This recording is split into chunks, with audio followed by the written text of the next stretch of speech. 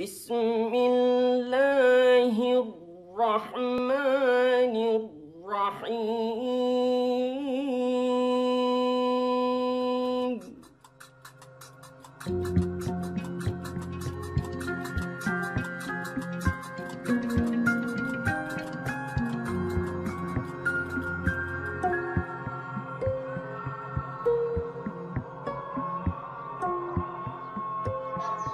Le Coran, de l'arabe Al-Quran, qui signifie récitation ou lecture, est le livre fondateur de l'islam, une religion partagée par plus d'1 milliard de fidèles dans le monde.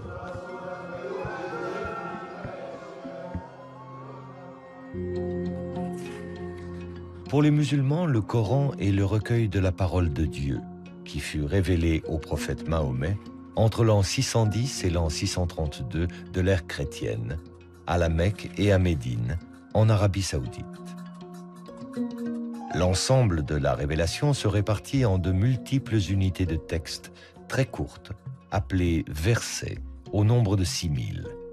Dans le Coran, ces 6000 versets sont regroupés en 114 chapitres, appelés sourates, identifiés par un titre de longueur variable et organisés selon un classement précis, des sourates les plus longues aux sourates les plus courtes.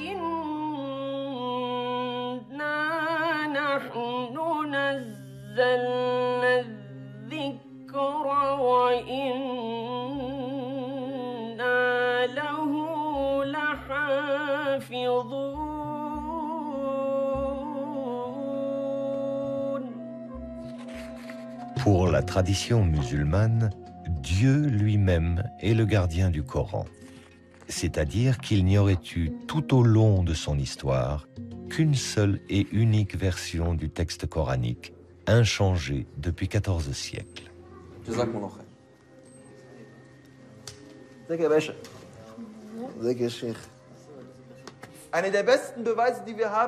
L'une des meilleures preuves que nous ayons, c'est le fait que tous les Corans dans le monde entier soient concordants. Le Coran qu'on lit au Maroc est le même que celui qu'on lit en Chine, et celui qu'on lit en Arabie Saoudite, le même qu'on lit ici aujourd'hui en Europe ou en Afrique du Sud. Où que l'on aille, quelle que soit la direction vers laquelle on regarde, c'est toujours le même Coran.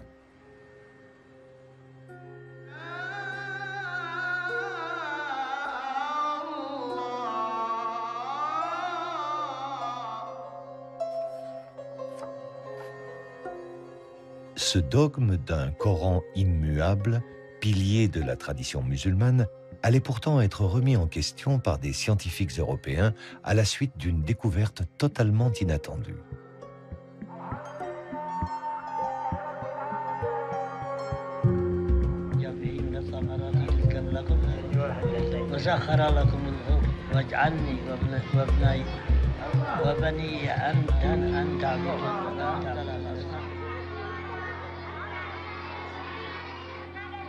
En 1972, le toit de la grande mosquée de Sanaa, la plus ancienne de la ville, s'effondre et laisse apparaître une sorte de cache où se trouvaient dissimulés depuis des siècles des milliers de parchemins. Paolo Costa, un archéologue italien présent lors de la découverte, alerte les autorités yéménites.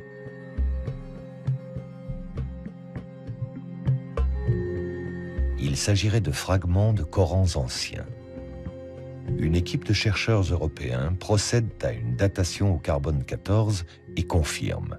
Ces fragments datent du tout premier siècle de l'islam, vers l'an 680 de l'ère chrétienne.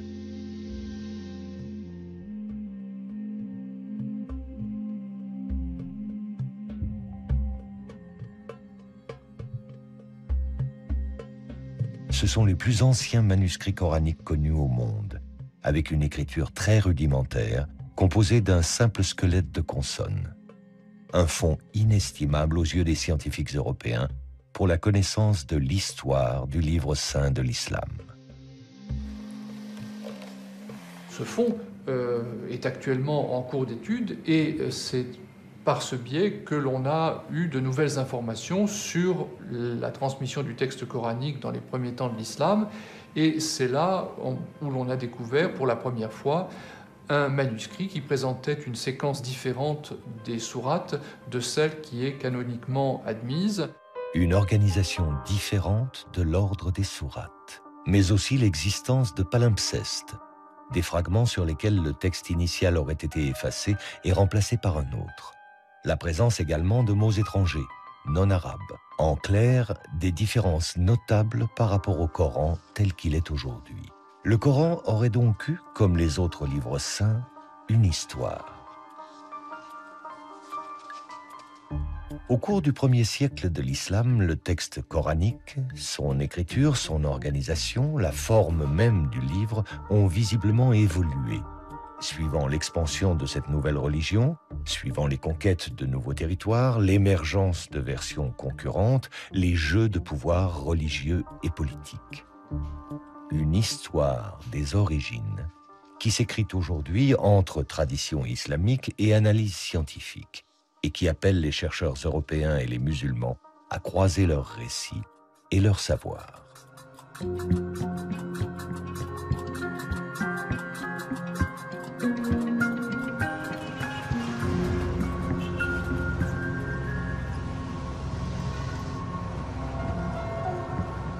Ferid Haider est étudiant à l'Université libre de Berlin, au département des langues sémitiques et arabes.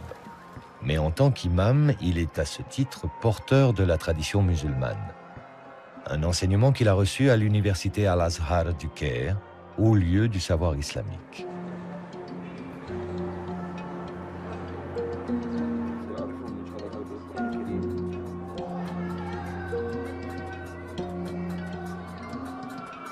Dans la mosquée, les étudiants venus du monde entier se retrouvent pour des discussions théologiques, un partage de connaissances, et pour la récitation du Coran, comme un écho perpétuel à la révélation faite au prophète Mahomet au tout début du 7e siècle. À cette époque, l'Arabie n'était qu'un vaste désert que parcouraient les nomades et leurs caravanes. L'oasis de la Mecque abritait la Kaaba, un sanctuaire où l'on vénérait encore de multiples dieux, des idoles de pierre. Pourtant, les tribus juives et les chrétiens présents en Arabie diffusaient depuis longtemps déjà l'idée de la foi en un Dieu unique. Parmi les habitants de la Mecque, un homme faisait exception. Il s'appelait Mohammed, Mahomet. Marchand caravanier, âgé d'à peine 40 ans, il avait pour habitude de partir méditer seul dans une grotte. C'est là qu'il a reçu, en l'an 610, sa première révélation. Un homme lui apparut. L'homme marcha vers lui et lui dit « Ikra, lis, au nom de ton Seigneur qui a créé. »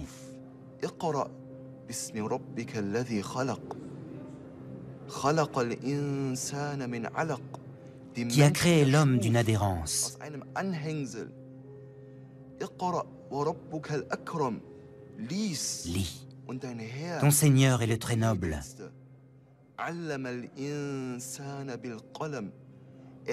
Qui a enseigné par la plume. A enseigné à l'homme ce que l'homme ne savait pas. Et cet homme que le prophète Mahomet a vu, c'était Djibraïl, l'archange Gabriel. Cet archange en qui les chrétiens et les juifs croient aussi. Ces 5 versets furent les premiers de la révélation faite à Mahomet. La révélation, tout entière recueillie dans le Coran, affirme avant tout que Dieu est unique et que Mahomet est son ultime prophète, son messager, dans la lignée d'Abraham, de Moïse et de Jésus.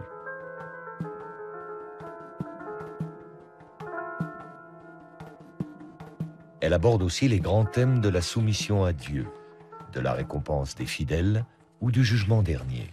Elle annonce enfin la venue d'une communauté nouvelle, celle des musulmans, et édicte les lois qui vont la régir sur le plan des rituels religieux, de l'organisation sociale, de la politique.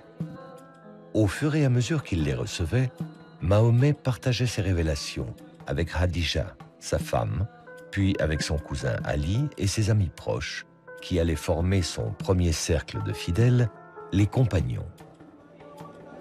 Ensemble, Ils apprenaient par cœur chacune des révélations que le prophète continuait de recevoir. Ils les récitaient inlassablement pour ne rien en oublier.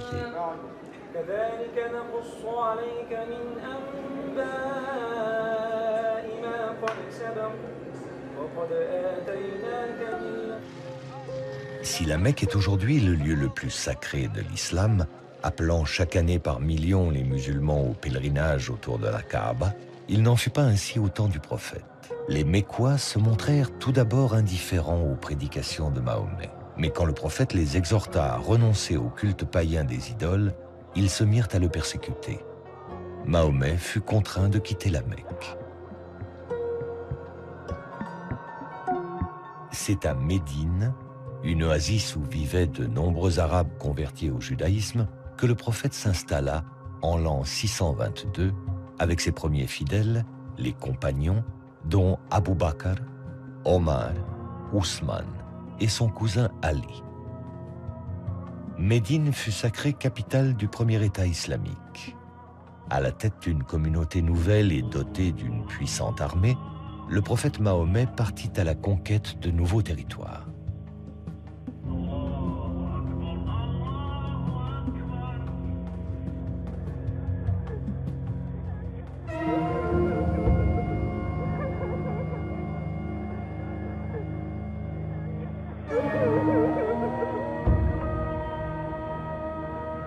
Le prophète meurt en l'an 632. À sa mort, la presque totalité de la péninsule arabique s'était ralliée à la foi monothéiste de l'islam. Mais le prophète ne laissa aucune indication quant à sa succession. Ses 4 compagnons se réunirent et c'est Abu Bakr qui fut désigné premier calife. Ali revendique aussi la succession, au nom des liens du sang qui l'unissaient au prophète, mais le califat lui fut refusé. Et c'est cette première divergence qui, 2 siècles plus tard, divisera les musulmans en 2 branches. Les sunnites, aujourd'hui majoritaires dans le monde, qui s'attachent à la lignée des califes Abu Bakr, Omar et Ousmane, et les chiites, qui se rattachent à Ali. Alors qui, une fois le prophète disparu, allait prendre l'initiative de la mise par écrit du Coran? Qui allait faire des révélations un véritable livre? Avec quelle volonté? Strictement religieuse ou déjà politique? Et dans cette transcription de la parole de Dieu, quelle sera la part de l'intervention humaine?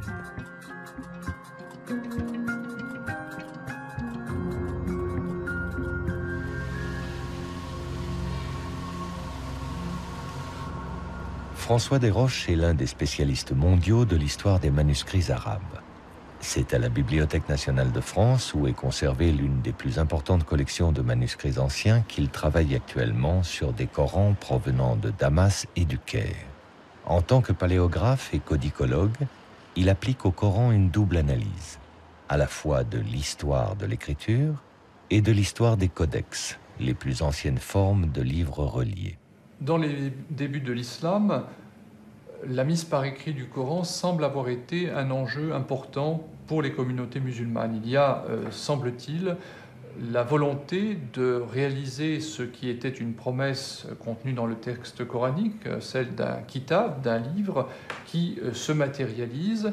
Et on a bien l'impression que transcrire le texte coranique correspondait à une urgence de posséder un livre qui faisait de la communauté musulmane la détentrice d'une écriture au même titre que juifs et chrétiens qui étaient peuple du livre, Ahl al-Kitab.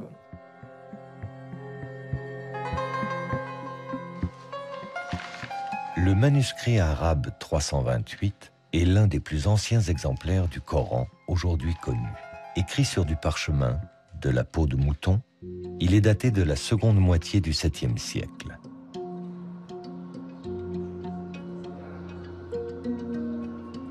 Ce manuscrit fut découvert dans une cache de la mosquée Amr, à Foustat, l'actuelle banlieue du Caire, lors de la campagne d'Égypte menée par Bonaparte à la fin du XVIIIe siècle. Les fragments de parchemin qu'il contient, écrits par plusieurs copistes, représentent environ la moitié du texte coranique.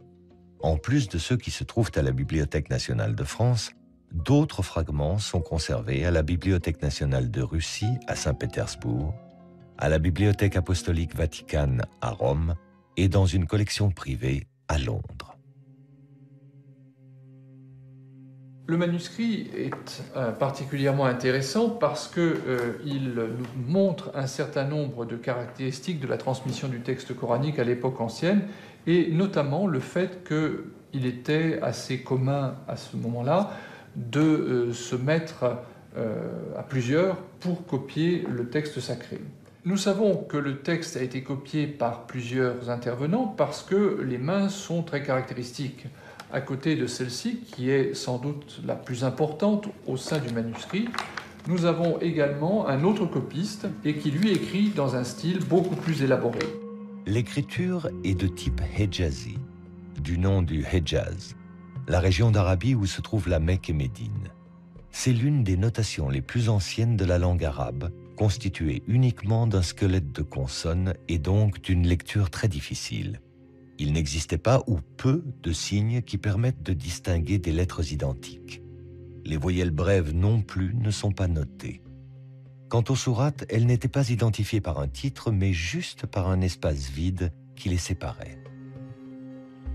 À l'évidence, par rapport au Coran actuel où la ponctuation, l'organisation du texte ne laisse place à aucune imprécision, les premiers manuscrits coraniques, avec leur écriture rudimentaire, pouvaient être source d'erreurs de lecture, voire d'interprétations différentes du texte sacré. Mais pour les premiers musulmans, le recueil de la parole divine pouvait-il courir ce risque ? Ce que l'on sait de l'usage de l'écriture dans l'Arabie ancienne, je veux dire par là l'Arabie du 7e siècle de notre ère, montre que ce que l'on souhaitait avant tout quand on utilisait l'écriture, c'était disposer d'un aide-mémoire, c'est-à-dire non pas quelque chose qui permettait une lecture autonome, mais un support pour permettre de retrouver le texte mémorisé par l'utilisateur et capable de subvenir à d'éventuelles défaillances de mémoire en lui donnant les moyens de retrouver le texte lui-même. C'est en tous les cas ainsi que plusieurs spécialistes expliquent les débuts de la notation, par exemple de la poésie arabe, qui se faisait avec des aides-mémoires qui n'étaient pas destinées à circuler comme des livres, mais plutôt comme des notes. Pour le Coran, il semble qu'il en a été de même et que ce que l'on cherchait avant tout quand on était en train de copier un texte comme celui que j'ai sous les yeux, c'était d'avoir grosso modo un fil directeur pour retrouver le texte lui-même.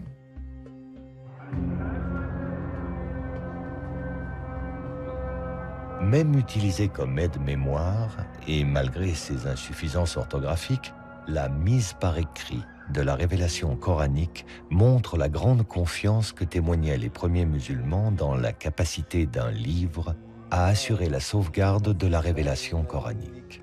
Restait à donner à ce livre, fût-il encore dans sa forme primaire, un statut central, unique. En un mot, un statut de texte canonique.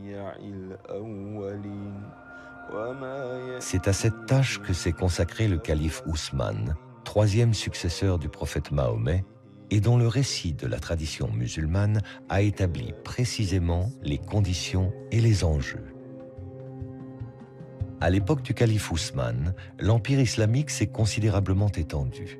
Au nord, vers les provinces de Cham, l'actuelle Syrie, mais aussi à l'est, vers les provinces de Perse, et à l'ouest, vers l'Égypte. Ces conquêtes ont incorporé à l'empire des populations converties à l'islam, mais ne maîtrisant pas la langue arabe. Et voilà pourquoi il y eut parmi les musulmans des désaccords concernant la récitation du Coran, notamment dans des endroits très éloignés de la Mecque et de Médine, ces berceaux de l'islam. Et les musulmans commencèrent à se disputer, en particulier lors de 2 batailles contre les Arméniens et les Azéris. Et l'un des plus proches compagnons du prophète Mahomet, qui portait le nom de Hudayfa, était présent lors de ces batailles. Et quand il s'en revint après avoir vu ces conflits entre les musulmans, il alla sur le champ retrouver Ousmane ibn Affan, qui était le calife de l'époque. Et il dit à Ousmane ibn Affan, « Oh Ousmane, sauve cette Oumma, sauve cette communauté avant qu'elle ne se divise et avant qu'elle ne se dispute au sujet de son livre, comme l'ont déjà fait les Juifs et les chrétiens avant eux. »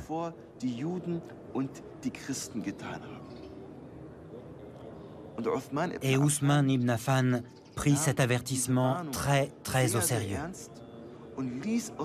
Et c'est la raison pour laquelle il fit convoquer une commission à laquelle il demanda de faire plusieurs copies du Coran. De Médine, les copies furent envoyées vers les principales villes de l'Empire musulman, vers la Mecque, Basra, Koufa, Damas et le Caire. Le calife Ousmane imposait ainsi sa version officielle que la tradition musulmane retiendra comme la Vulgate d'Ousmane, la forme canonique du texte coranique qui, encore aujourd'hui, est la version de référence. Mais l'imposition de cette Vulgate se fit au prix de décisions despotiques. D'autres versions du texte coranique existaient dans l'Empire, concurrentes, avec un nombre de versets ou une organisation différente des sourates. Les plus connues furent celles de Ali, le cousin du prophète Mahomet, qui, selon la tradition chiite, aurait compté 3 fois plus de révélations coraniques que la Vulgate d'Ousmane, et celle d'Ibn Masoud, qui fut lui aussi un des proches du prophète. Le calife Ousmane interdit ces versions concurrentes à la sienne et demanda leur destruction définitive. Ibn Masoud, qui ne voulut s'y soumettre, fut publiquement châtié.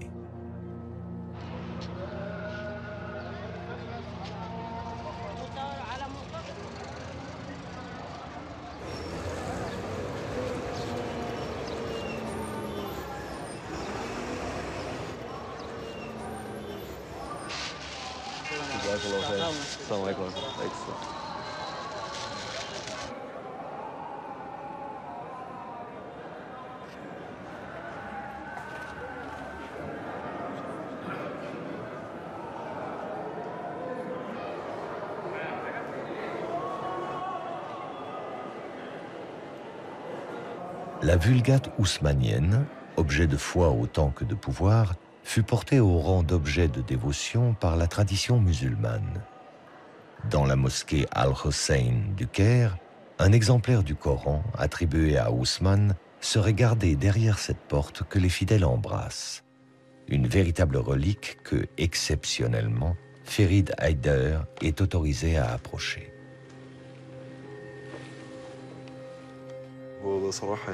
À vrai dire, c'est un très grand moment pour moi. Ceci est bien l'un des exemplaires du Coran qui a été écrit à l'époque d'Ousmane. Que Dieu soit satisfait de lui. Tout simplement, on s'accorde pour dire que ce Coran est l'une des 6 copies que le calife Ousmane avait ordonné d'écrire. On peut voir les pages et prendre connaissance de cette écriture. Il est grand au nom d'Allah. Il n'y a ni ponctuation ni voyelle. Bismillah.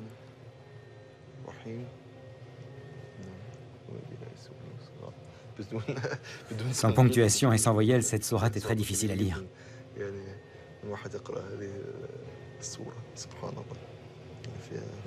Je peux voir la dernière page?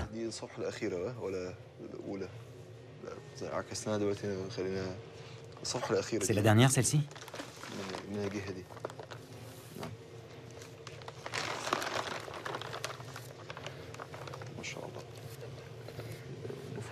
C'est la dernière. C'est la sourate An-Nas, les hommes, n'est-ce pas? Oui, gloire à Dieu. C'est grandiose, c'est incroyable quand on y pense. Que ce Coran ait été écrit de la main de l'un des vénérés compagnons. Que Dieu soit satisfait d'eux. Il y a d'autres informations que l'on doit connaître au sujet de ce Saint Coran? Ce Coran pèse 80 kg. 80 kg, c'est très lourd. Oui, c'est très lourd.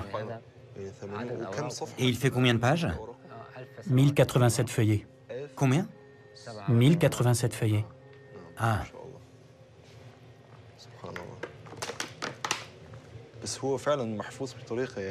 Franchement, la conservation est superbe. Il a plus de 1400 ans, c'est vraiment très très ancien. Si vieux et malgré cela, gloire à Dieu, on dirait qu'il a été écrit il y a à peine 100 ans. Dieu est grand, c'est merveilleux. On dit qu'il y a des taches de sang dans ce Coran. Je ne sais pas à quelle page elles se trouvent. Pourtant, elles existent bel et bien, mais j'ignore où.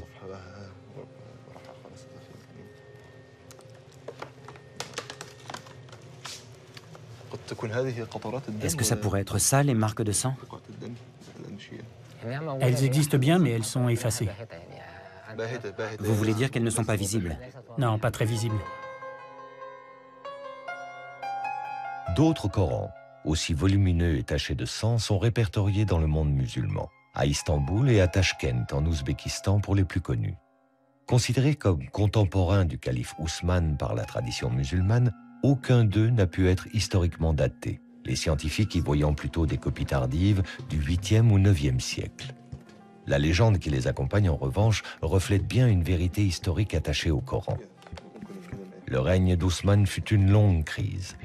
Après 10 années d'un pouvoir despotique, en l'an 656, il fut assassiné dans son palais de Médine, entouré de Corans, précise la tradition, expliquant ainsi les taches de sang califales sur les pages du texte sacré. Les révoltés auraient accusé Ousmane d'avoir imposé par la force sa seule version officielle du Coran. Le Coran, c'était plusieurs livres et toi, tu les as réduits à un seul.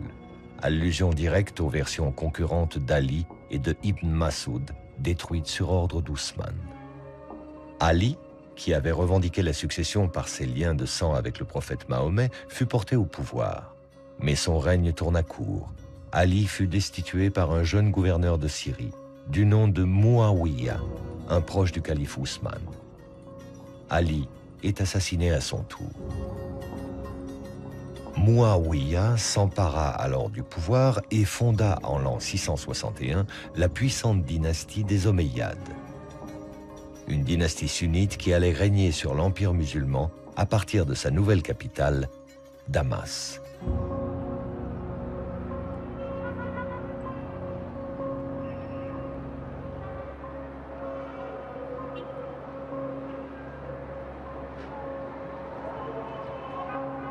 Trente années à peine après la mort du prophète Mahomet, et une fois mise en place une première version canonique du texte sacré par le calife Ousmane, le Coran allait, sous les Omeyyades, entrer dans la seconde phase de son histoire.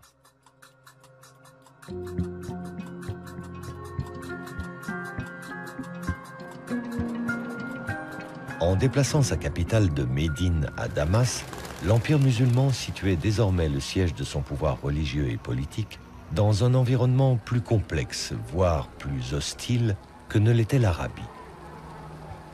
Il fallut d'abord faire face à la révolte des chiites, menée par le fils d'Ali, Hussein, qui sera massacré à Karbala, en Irak, décapité par les armées omeyyades lors d'une bataille.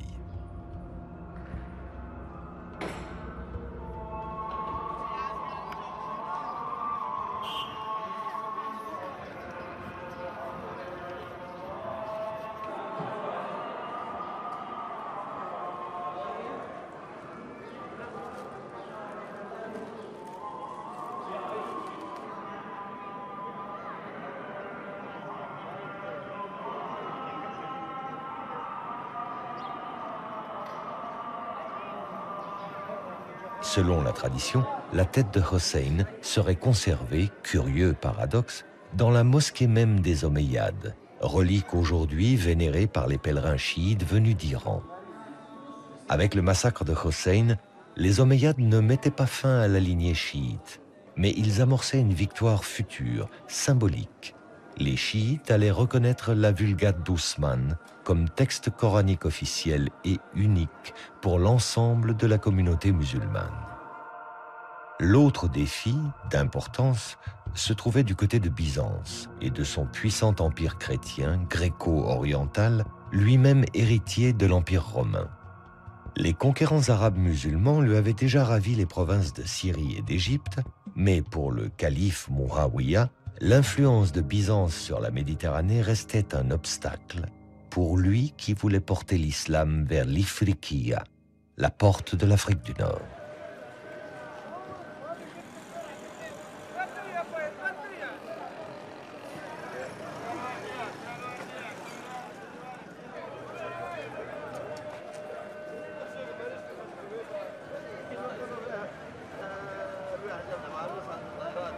En l'an 670, le calife y envoie l'un de ses généraux qui fit de Kérouan, en Tunisie, le point de départ de l'islamisation du Maghreb et de la diffusion du Coran d'Ousmane.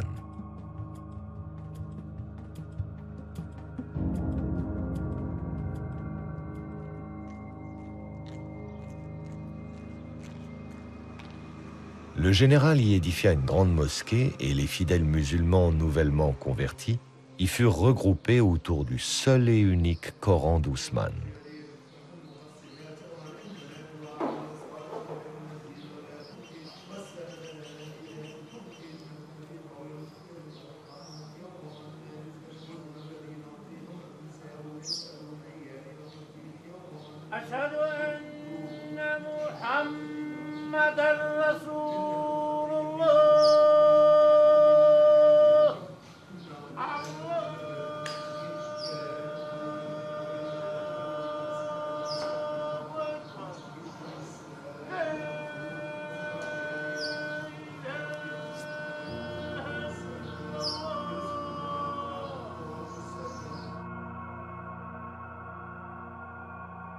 Au Coran apporté par les troupes omeyyades vinrent s'ajouter ceux que les copistes kérouanais commençaient à produire sur place.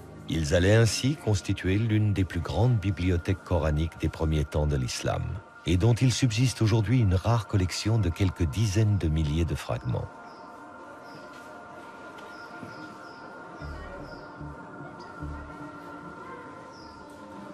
Parmi eux, 2 exemplaires historiques de Coran de l'époque omeyyade. Considérés aujourd'hui comme patrimoine de la ville, témoins de l'histoire de Kérouan, l'analyse de ces Corans anciens fut récemment confiée à François Desroches.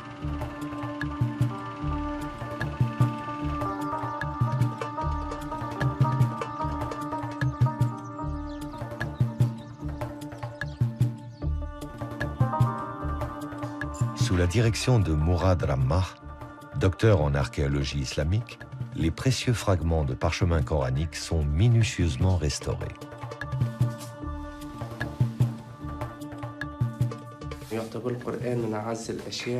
Le Coran est considéré comme l'une des choses les plus précieuses pour la communauté musulmane.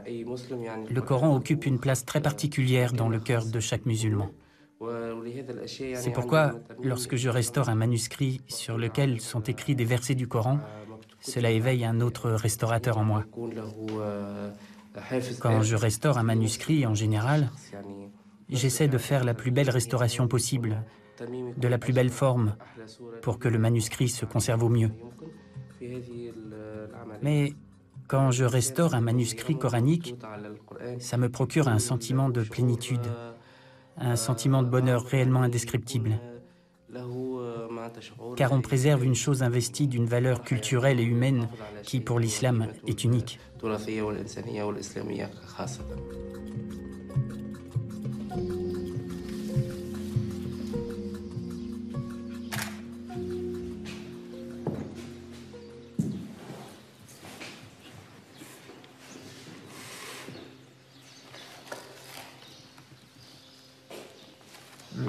Le style d'écriture s'apparente assez bien à ce qu'on connaît sous le nom d'écriture du Hejaz, le nom de la région où se trouvent les 2 villes saintes de la Mecque et de Médine. De quelle époque vous daterez le cas échéant? C'est le début du 8e siècle et j'imagine que ça pourrait coïncider avec la deuxième phase, disons, de l'installation musulmane à Kérouan. Absolument.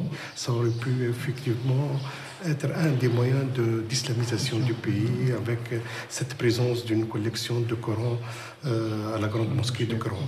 Il y a sans doute eu une volonté de faire durer ce manuscrit. On le voit dans ces pages qui ont été repassées pour les rendre plus lisibles. Absolument. Je ne pense pas qu'à Kairouan, dans les manuscrits de la collection, on observe de divergence par rapport à ce qui est la Vulgate haussmannienne, c'est-à-dire que les sourates sont dans l'ordre où on les connaît actuellement. On a l'impression effectivement que dans l'histoire, il y a eu une volonté de diffusion de copies de références qui a été très forte. Là, c'est vraiment tout à fait autre chose. C'est sublime et c'est vraiment grandiose. Si on ouvre une page, on a vraiment la vision de la taille de ce manuscrit qui était impressionnant. Impressionnant, effectivement. Nous disposons de plus de 250 feuillets, alors que effectivement on considère que ce manuscrit il était constitué de 500 feuillets. Il faut oui. 500 pots. Oui, ça représentait un volume énorme. Donc là, même si ça n'est pas forcément exactement le tout début du 8e siècle, c'est vraiment la première moitié. Et c'est un témoignage tout à fait exceptionnel sur la diffusion du texte coranique à cette époque et l'art du livre aussi, parce qu'il faut quand même remarquer cette espèce de saut qualitatif tout à fait impressionnant entre les deux manuscrits. La finesse du trait, on a affaire à des professionnels du dessin, des gens qui sont déjà des enlumineurs qualifiés. Et donc il y a une grande variété de couleurs et de motifs aussi. Oui, ce motif de flèche est assez exceptionnel. La qualité du décor et surtout sa variété, on a l'impression qu'il n'y a pas deux sourates précédées d'un bandeau identique, que ce soit du décor végétal ou du décor davantage géométrique.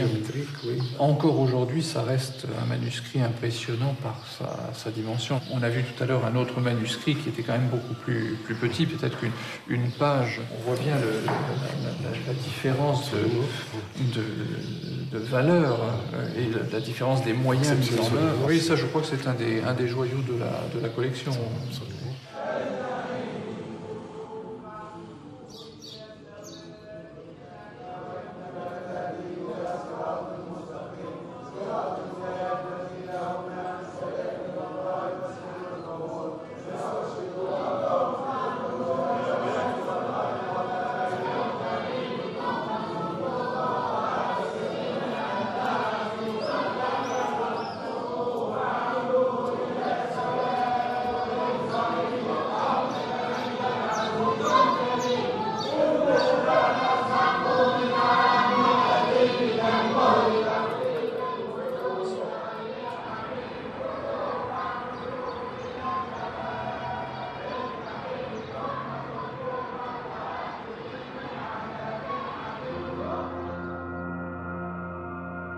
Avec des territoires conquis de la Méditerranée aux confins de l'Asie centrale, l'islam pouvait affirmer sa puissance face à l'empire chrétien de Byzance comme troisième et dernière religion révélée.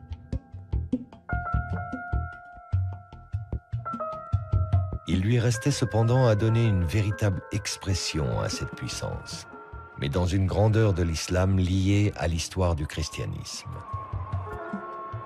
L'artisan en sera Abd al-Malik, le calife le plus flamboyant de la dynastie des Omeyyades. Il fit de l'édification des premiers monuments de l'islam et de la réforme du Coran les deux piliers de son règne qui débuta en l'an 685.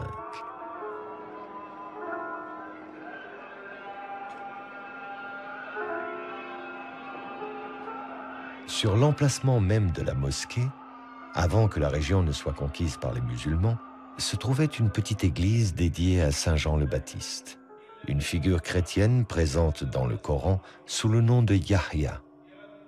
Son tombeau fut gardé au centre de la salle de prière et il est toujours, aujourd'hui, vénéré par les musulmans.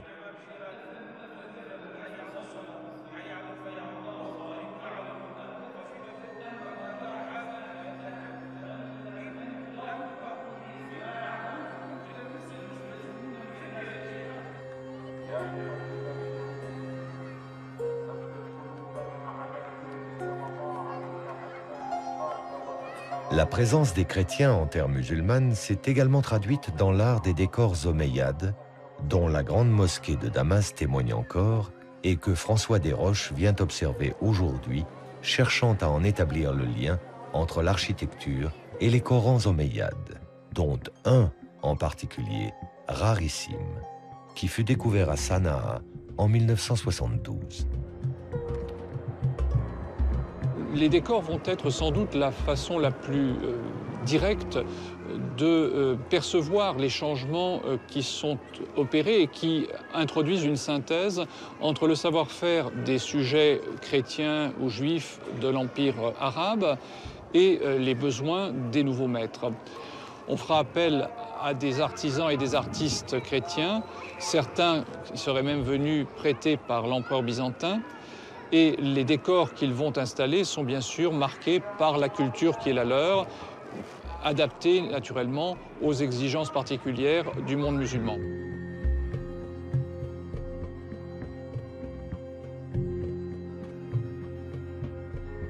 On peut faire des parallèles extrêmement précis entre ces mosaïques chrétiennes dont je parlais à l'instant et les décors des Corans.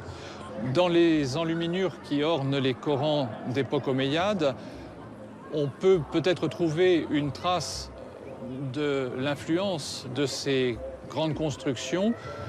On peut naturellement rapprocher la structure de la grande mosquée de Damas avec cette enluminure qui figure sur la page de droite de ce célèbre fragment trouvé à Sanaa il y a de cela quelques années.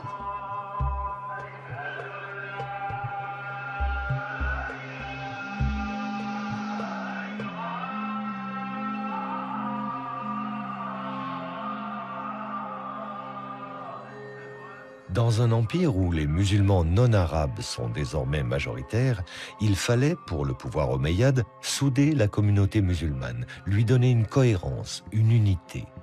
Comme lors des califats précédents, le Coran en sera l'outil, mais plus comme un simple aide-mémoire comme il a pu l'être jusqu'alors avec son écriture rudimentaire.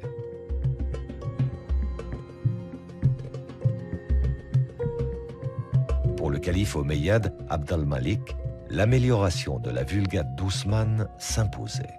Au défectueux squelette de consonnes, il fit ajouter des ponctuations très précises. Distinction des lettres similaires, notation des voyelles, indication de prononciation.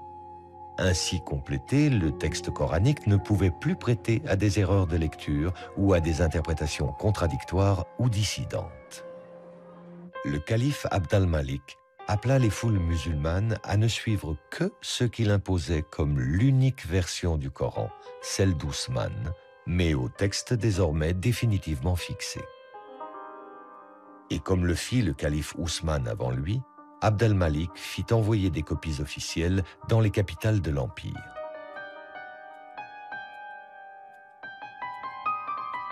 Moins d'un siècle à peine après la disparition du prophète Mahomet, l'islam, au même titre que les deux religions révélées, détient son livre.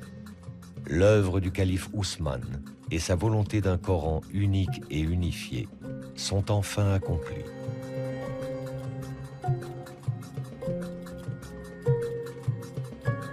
La Vulgate d'Ousmane, vénérée par la tradition musulmane, est la seule référence pour l'édition du Coran aujourd'hui dans le monde.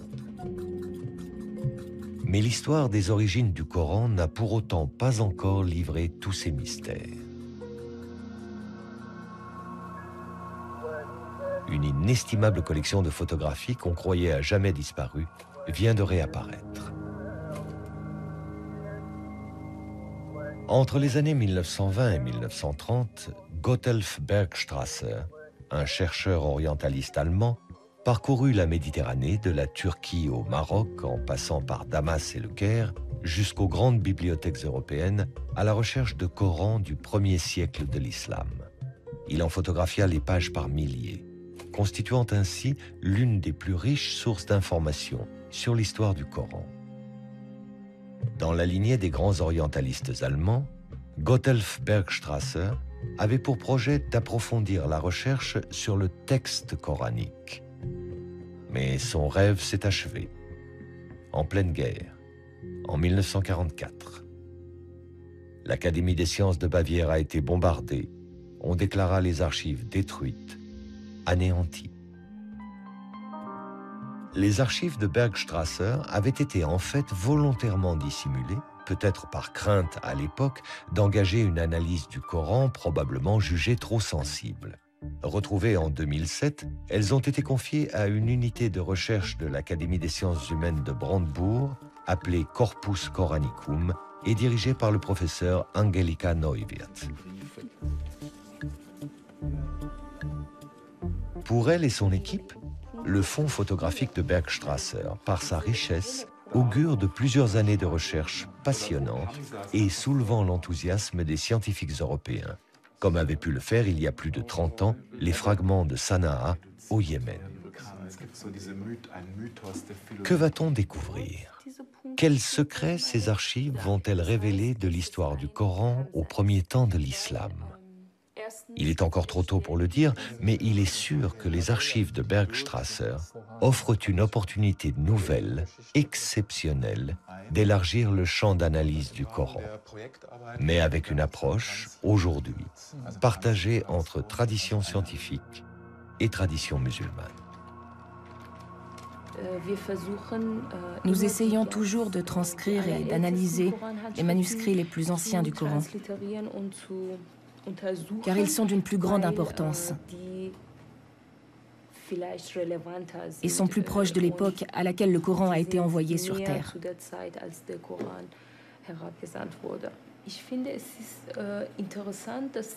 Il me semble intéressant que les musulmans s'impliquent eux aussi dans ces travaux. D'abord pour savoir quelles sont les recherches menées ici, avec quelle méthode, et ce que l'on pense du Coran en Occident. Ensuite, si les musulmans prennent part à ces études orientalistes, cela leur permettra peut-être de faire changer des opinions parfois défavorables à l'islam et au Coran, qui sous-entendent que tout cela est faux et falsifié.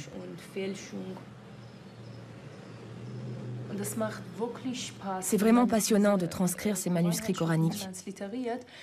On voit par exemple, quand on lit une sourate, la 20e sourate par exemple, je l'ai transcrite 3 ou 4 fois. Et maintenant je la connais par cœur. Et petit à petit, je comprends ce qu'ont ressenti à l'époque les gens qui lisaient le Coran. Moi, je trouve que c'est très utile de collecter des manuscrits et de les examiner. C'est très important pour les musulmans, parce que, en tant que musulmans, nous partons bien sûr du principe, comme il est dit dans le Coran d'ailleurs, que c'est Dieu qui a préservé le livre, avec les moyens dont disposent les hommes, bien sûr. J'aurais peut-être une autre question.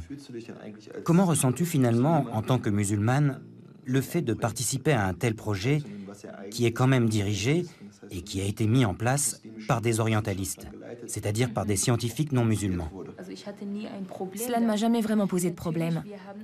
Il est vrai que nous avons une autre approche du Coran. Nous le percevons vraiment en tant que livre saint. Et nous y voyons notre religion. Donc tu n'y vois pas de contradiction? Personnellement, moi non plus.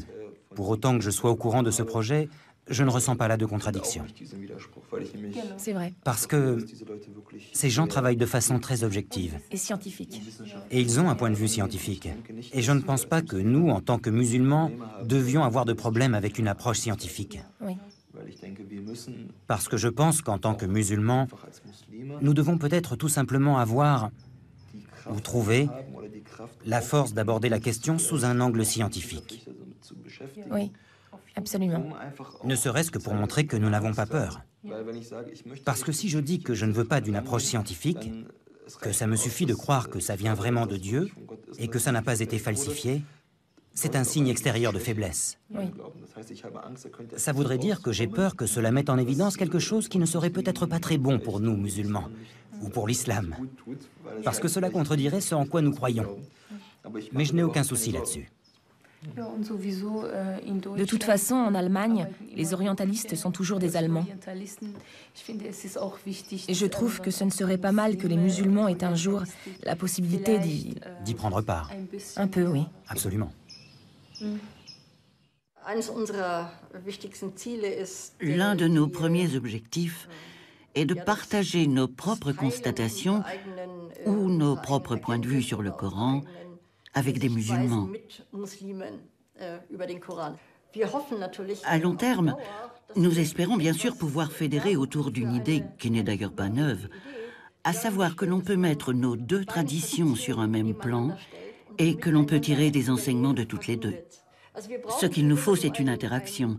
Ce qui, face à la mondialisation, devrait d'ailleurs être le cas depuis longtemps.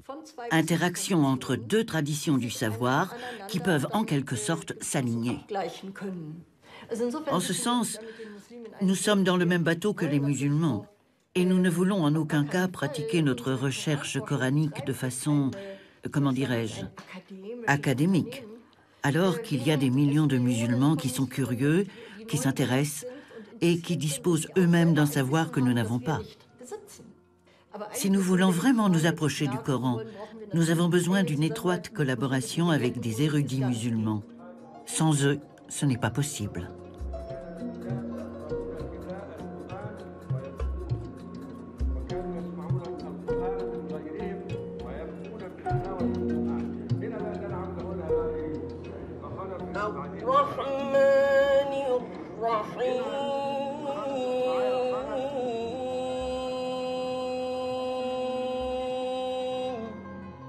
مالك يوم الدين